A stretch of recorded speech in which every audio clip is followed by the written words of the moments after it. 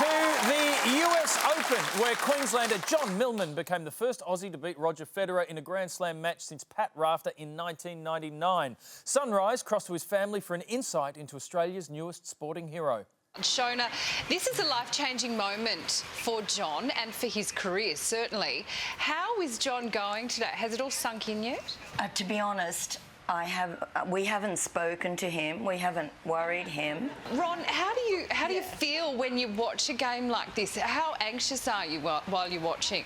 I didn't have to watch it yesterday because I was teaching. Tessa, he sort of did this for you, I think. He won for you on your 32nd birthday.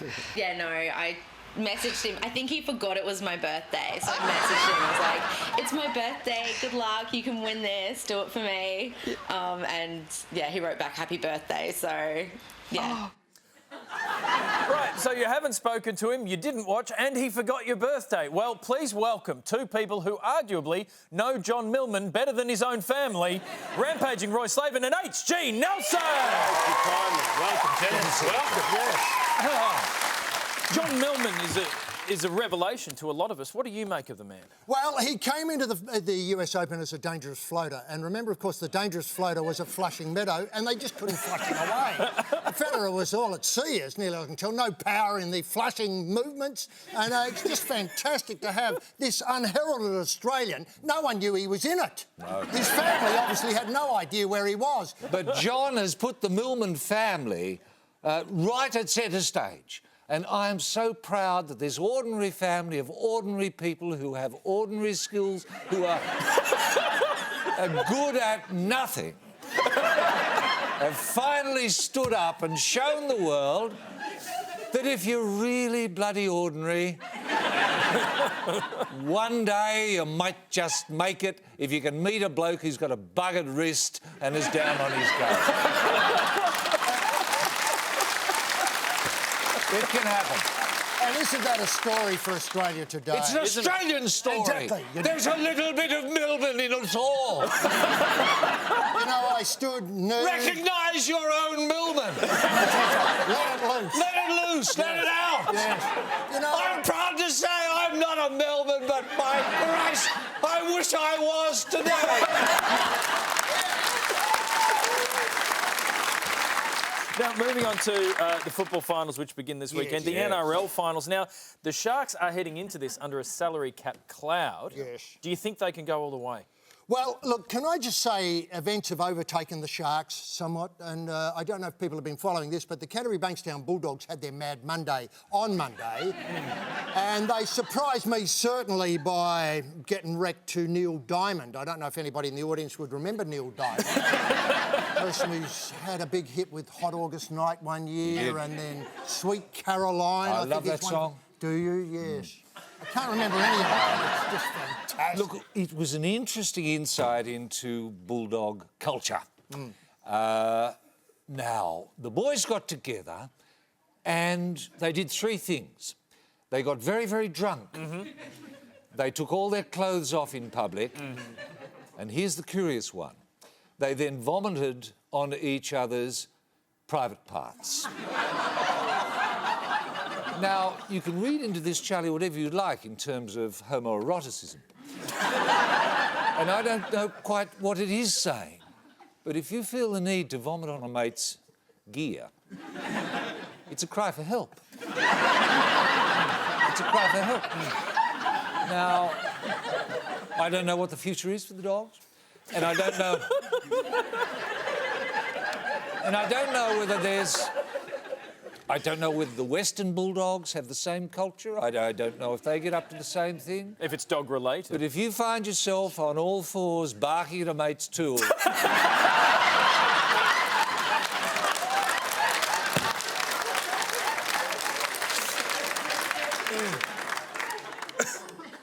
You've got... I know. You look in the mirror and you think, oh, God, if only I could be a Millman. AFL finals also start this weekend. Hectic week for AFL head Gillan McLachlan, not only kicking off the finals on a Thursday for the first time, but also popping up at the Senate, and he's all wrapped up in the au pair scandal. What do you make of the AFL this weekend? People in Melbourne have, for years now, wanted finals football on a Thursday night. That's what people want. I haven't seen that, and I blame myself for not bringing it up at the highest level in the AFL Commission. But people are desperate. Whenever I get on a tram, people bail me up and say, HG, you've got some influence in this town. Why can't we have finals football on Thursday night? And I look at them blankly and think, God, you're right. I've never thought of that. And then I ask, how about Tuesday night? They're interested in that as well. Really? Tuesday lunchtime. Yes, sir. You know. So at last tomorrow, the future comes to the AFL when the Wee and the Pooh play the Roar from Tiger Town at the MCG on Thursday night. Roy, where do you stand? Well, look, I tried to get tickets, but I couldn't because there was a ticketing fiasco. And one imagines that if McLaughlin spent a little less time worried about all pairs and a little more time focusing on AFL, you wouldn't get these sorts of fiascos. Listen. Asleep at the wheel. I know. Look, if you have trouble getting finals for any tickets over the weekend, for God's sake, get in touch. Don't be shy. We've got hundreds of tickets for every game. I don't know how. Roy got them from somewhere. Okay.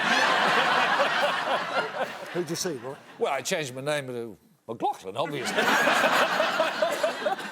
So, on the topic of football, of the league and the AFL, every year you guys announce the Grub Awards for the dirtiest player in each code. Yes. Right, who ended up on top this year? Well, it's a terrific field. I mean, there's so many to choose from. We come to the AFL, and this is a story of a person who was bound for the highest awards in the game, coming in a cropper on the second or third last week of the home and away season, and then re-establishing themselves as a dominant force in the awards series announced last Monday night. And then finally coming to this show, your show, and realising that the best bauble of all was there. I'm talking about, of course, of Andrew Gaff, the West Coast Eagle, who sadly, in a moment of what can only be described as McLaughlin mayhem, knocked out a bloke who's his best mate. Yes. And instead of being eligible for the Brownlow, couldn't make it to the Brownlow, then got All-Australian, and now, of course, Grub of the Year in the AFL. Roy, it's a terrific story. It's an Australian story, it's a Millman story. It is a beautiful story, isn't it? Well, it shows... I mean, there's something nice about being able to be a grub and a champion at the same time. Of course. So he's all-Australian and he's a grub. Yeah, that's right. And that's what we love about him. When it came to the AFL, the NRL, sorry... Yes. I think we're looking at Dylan Napper. We are. Now, I've got to explain sort of how this works. Normally when one tackles, one uses the arms and what have you.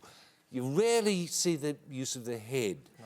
And to lead with the head like this, so if I was going to demonstrate here with HG, you can see that there, you go in with the head first.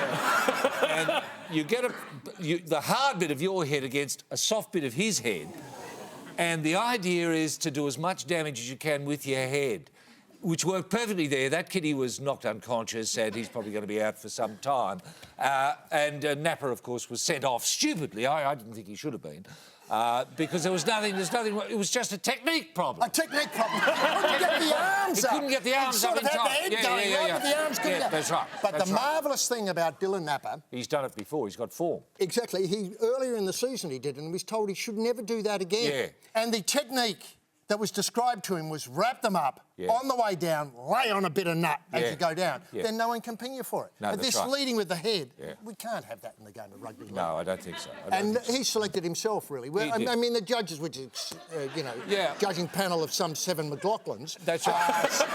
Found there was absolutely no one else who came near it. No. And it's been the year of the grub, really, especially with rugby league. It's been the grubbiest year ever recorded. And so for someone like Dylan to step up out of that mire really took some doing. Now, moving on to the round ball code, we saw Usain Bolt play his first ever game in the A-League. First ever game of professional soccer. Well, it was possibly the first time he'd played soccer. First time he'd ever seen a soccer ball. How would you review it? Well, I thought, hello, Socceroo, here I come. Yeah. I thought that, if we could as that we see. skill. Look at this. I know. It's Look at terrific. this. It's just wonderful. It That is passing wonderful. and the swagger and everything about Look at it. the way he uses his speed, HG, when he runs onto the ball. Here you are. Look at the speed of the bloke. Look at that. He missed it. I mean, that's where he comes into his own, doesn't it? The speed of the man. My dream is to have him in the Socceroos and go back to what we call Route 1. Yes. Route 1 is where you get a defender, boot the ball up to the other end and somebody get their bonce on it. I think Usain could boot it up and be so quick that he could get there as the ball arrives and put it in the back of Kick to his own bonds. To his own box. the net. Exactly. See, we would be world beaters then. No Wouldn't one we? ever said- We would. No one would have seen that before, Charlie. Yeah. But it's got a lot of people going to soccer that ordinarily wouldn't have gone to soccer, especially on the Central Coast where not much happens. So that's got to be good. Is he good? No. Could he get into the Australian team, as HG's pointed out? Yes. Because you don't have to be very good. Well, let's face it, Millman could walk into the team. Couldn't he? Now, just one last thing.